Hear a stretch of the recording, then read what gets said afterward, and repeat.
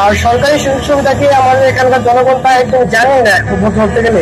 এর জন্য আমাদের প্রয়োজন একজন যোগ্য এবং জনবান্ধব প্রতিনিধি, আর যার সাথে জনগণের ভাষা মিলে এবং জনগণ তাকে খুব সহজে নিজে মনে করে। মুন্সিগঞ্জ সদর ও গজারিয়া উপজেলার ৫,৬,৮৮৩ জন ভোটার নিয়ে আসনটির অবস্থান।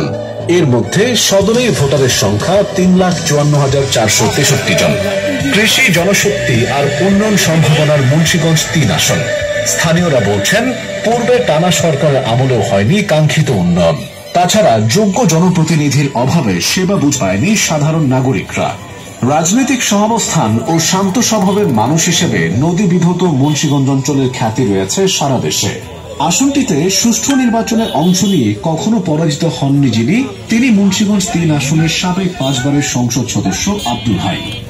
আপনাদের ভোটে 5 বারের সংসদ সদস্য আমি আজকে আপনাদের সামনে কথা বলবো, সেই সুযোগটুকু আজকে দিচ্ছে না।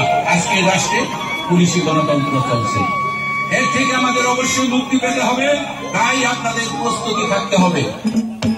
দলমত নির্বিশেষে এ অঞ্চলের মাটি ও মানুষের সাথে যার রয়েছে নিবিড় যোগাযোগ। নিজে অনুপস্থিত থাকলেও আব্দুল হাই পরিবারের জনপ্রিয়তা কোনো অংশে কমেনি রাজনৈতিক মাঠে। আগামী নির্বাচনে এই পরিবার ঘিরে ভাবনা এই অঞ্চলের ভোটারদের। আমাদের এই যে পল্লী নদী, এই স্বাধীনতার পর থেকে অনেক নেতারাই অনেক আশা দিচ্ছে এনে ব্রিজ করবো, আগে পর্যন্ত ব্রিজ হয়নি। আব্দুল সাহেব যদি আসে আমাদের জনগণের জন্য ভালো হবে, এটাই সবচেয়ে বড় কথা।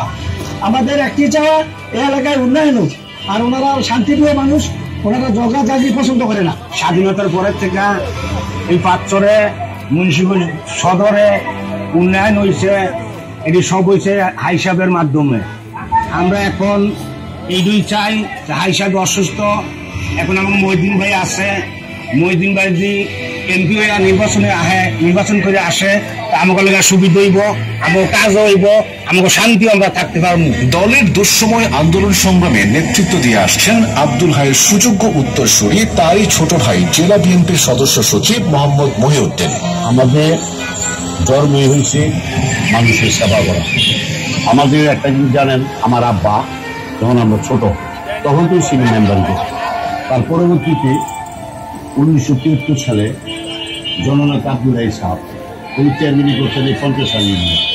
হাই সাহেব নির্বাচন করার সময় 1991 সালে যখন আমার বাবা অসুস্থ, তখন আমি সক্রিয়ভাবে এই বাংলাদেশ জাতীয়তাবাদী দল সক্রিয়ভাবে রাজনীতি করা শুরু করি। তারপরে আস্তে আস্তে আপনি জানেন হাই সাহেব অসুস্থ হওয়ার পরে আমি আরো 4 বছর যাবৎ এই বাংলাদেশ জাতীয়তাবাদী দলের সঙ্গে সক্রিয়ভাবে জড়িত। বাংলাদেশের সকল গণতান্ত্রিক উত্তরণে মুখ্য ভূমিকায় থাকে জনগণের অংশগ্রহণ। মুন্সিগঞ্জের মতো মফস্বল জেলায় সংখ্যাগরিষ্ঠ নাগরিকের অংশগ্রহণ নিশ্চিত করতে পারে সুশাসন। তাই আগামী নির্বাচনে উৎসবমুখর পরিবেশে ভোট প্রদানে অধীর আগ্রহে অপেক্ষা করছেন এই অঞ্চলের ভোটাররা।